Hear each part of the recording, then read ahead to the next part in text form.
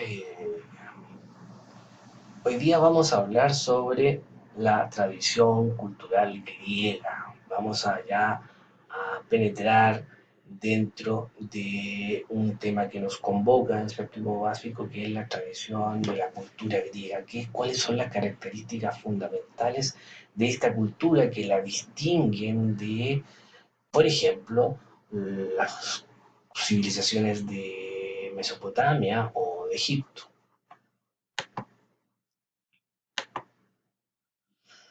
¿Qué cosas, elementos culturales tienen en común los griegos? En primer lugar, en su organización política. Los griegos, a diferencia de los egipcios o las culturas de Mesopotamia, tendrán una forma de organización basada principalmente en la polis, que eran pequeñas ciudades de estado desperdigadas en el territorio de la península de los Balcanes. Y el otro elemento importante era el idioma común. El idioma los distinguía de los bárbaros, porque los griegos pensaban que los otros idiomas, eh, además de ser incomprensibles, le sonaban a bra, bra, bra, bra, bra. Por lo tanto, si había algo en común entre los griegos era su idioma. La religión, tenían una religión politeísta que era común a toda la cultura griega, a todas las polis griegas, y los poemas de Homero, el primer poeta de Occidente, la Ilíada y la Odisea, eran la base educacional de la antigua Grecia. Y finalmente los Juegos Olímpicos, que se celebraban cada cierto tiempo y que estaban relacionados con un tiempo de paz. Se dejaba de hacer la guerra entre ellos o con otros pueblos y se celebraba estas competencias deportivas, estas justas deportivas, para determinar los héroes de cada ciudad. ¿Qué vamos a ver de la religión griega? Es una religión politeísta, tenía muchos dioses, y a esos dioses había que darles cotidianamente devoción y sacrificios para obtener su protección. Ahora, lo indistinto de estos dioses, que son muy cercanos a la humanidad, tienen forma humana, ya no son estas figuras zoomórficas que vemos en Egipto o en Sumeria, sino que son humanos, o por lo menos tienen la apariencia humana.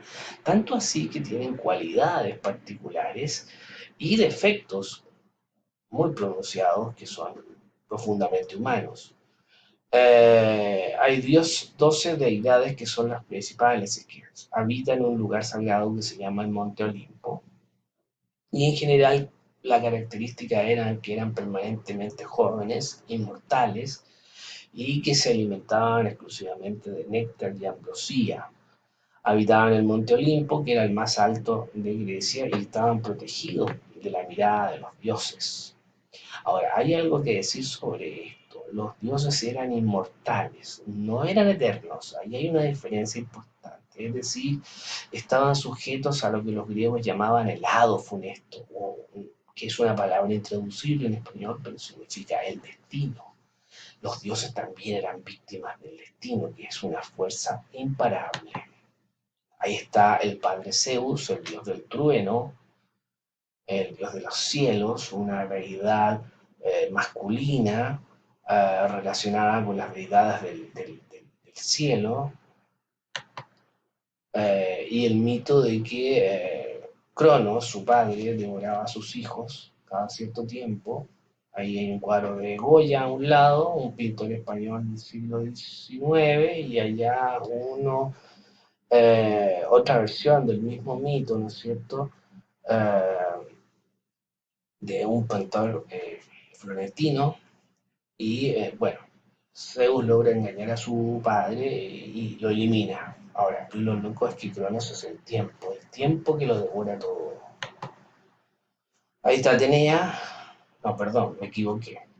Ahí está Hera, la esposa de Zeus, la hermana y esposa de Zeus, la madre de todos los dioses, muy poderosa y muy celosa por las aventurillas que siempre Zeus tenía con humanas o con otras diosas. Ahí está Poseidón, el dios de los mares y de la tierra, el que hace temblar la tierra, el que despertó la furia en los poemas homéricos contra Ulises o Odiseo. Hades, el dios del inframundo, de los infiernos. Artemis, Atenea, la diosa de la razón, de la inteligencia, también se le representaba con un yelmo, porque a pesar de ser la diosa de la razón, es una diosa guerrera, y de hecho está pensativa en este bajo relieve. Y también se le representaba como una lechuza. Eh, la lechuza era el símbolo de Atenea, porque con la razón se puede ver a través de la noche, a través de la oscuridad, de la tiniebla.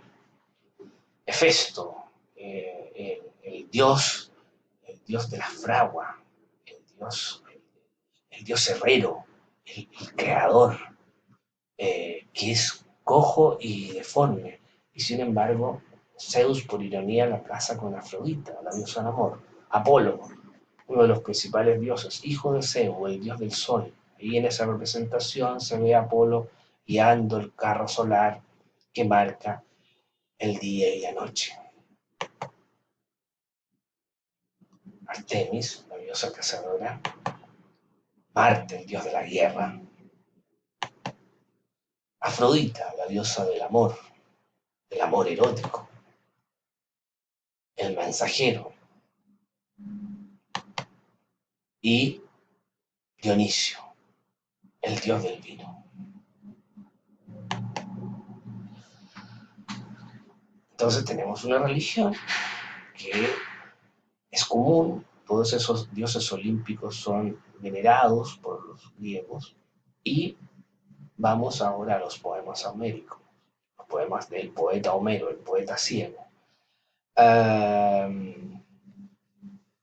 ¿Qué características tienen los poemas homéricos? Son poemas que relatan la edad de bronce de los hombres, donde habitaban los héroes, y cohabitan directamente con la voluntad de los dioses, hombres y dioses.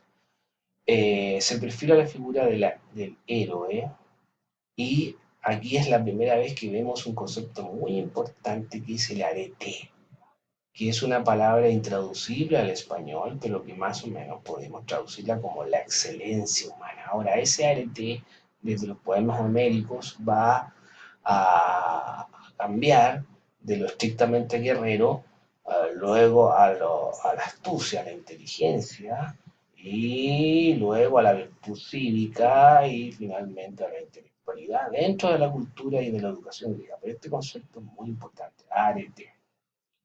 Los poemas homéricos, la Ilíada y la Odisea, actuaban como una enciclopedia. Era un conocimiento muy importante, y se enseñaba desde la infancia y se obligaba a los niños a memorizarlo. También fue una de las fuentes de inspiración para artistas, poetas y dramaturgos, que de sus capítulos, de sus cantos, van a sacar otras obras. En general, la obra de arte griega está relacionada directamente con el mundo mítico, con sus mitos y leyendas. Eh, este va a ser la principal educadora, los poemas homéricos van a ser los principales educadores del mundo griego, incluso hasta tiempos de Alejandro Magno, ¿ya? Van a ser un fuerte símbolo de identidad. Y dentro de eso había que agregar un poeta que no es menor que Homero, siendo tan importante Homero. Hay otros como Hesíodo, que es un poeta posterior, que escribió dos libros, Teogonía, que es la historia de los dioses, y Los trabajos de los días, que es un poema sobre la época oscura griega, cuando aparecieron en el horizonte invasores, y lo pasaron muy mal, y por lo tanto cuentan las desdichas de un campesino y un pescador. O sea, el personaje es un campesino y un pescador que da consejos de cómo vivir la vida mejor, ¿ya? Y la teogonía es la historia de los dioses, escrita por Hesíodo. Ahí está un esquema de la teogonía de Hesíodo con todo el árbol genealógico de los dioses, ¿sí?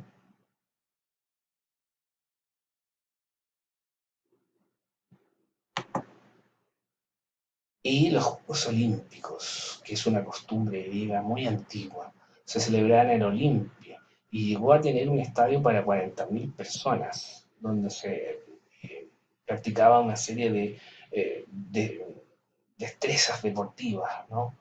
Eh, y había una tregua sagrada, lo que les decía yo. Es, un- es, un- es una, es un tiempo de paz, donde se deja la guerra y se empieza a competir de otra manera. Quienes participaban en estos Juegos Olímpicos, principalmente los hombres, hombres libres, porque recuerden que en aquella época la base económica era la esclavitud, y se comenzaba con un sacrificio a Zeus y había un juramento para competir realmente y los juegos duraban una semana, se realizaban una vez al año. ¿Cuál era la disciplina? La carrera a pie, la lucha, el box, pugilato y las carreras de carros. Por lo tanto, había otra disciplina que eran 5 disciplinas que también se jugaban, que se llamaba pentatlón, que involucraba salto, lanzamiento de disco, lanzamiento de jabalina, carrera y lucha. ¿Ya? Los vencedores recibían la corona cortada de un olivo sagrado y además los poetas les cantaban vítoras y les escribían poemas y eran considerados los héroes de su poli. Uh, por lo tanto, gozaban durante un año de gran fama y de gran prestigio social. Ahí había esquemas de los jueguitos, carreras a pie, lanzamiento del disco, lanzamiento de la jabalina, salto, lucha y box, pugilatos. Ahí hay un esquema, los jueces a ambos lados, ahí están combatiendo en la lucha, y algunas ruinas de lo que era Olimpia, la ciudad donde se jugaban los juegos. Y otro esquema de la ciudad, Olimpia, ¿se fijan? Algunas fotos de las calles que aún se conservan de esta sagrada ciudad y un esquemita, una reconstrucción de lo que pudo haber sido el hipódromo que reunía a las distintas policías. Como pueden ver, era un estadio bastante considerable y aquí de seguro se realizaban las carreras de carros. Y bueno, aquí les dejo. Entonces, resumiendo, religión, idioma, Juegos Olímpicos y podemos sabernos. Nos vemos la próxima vez.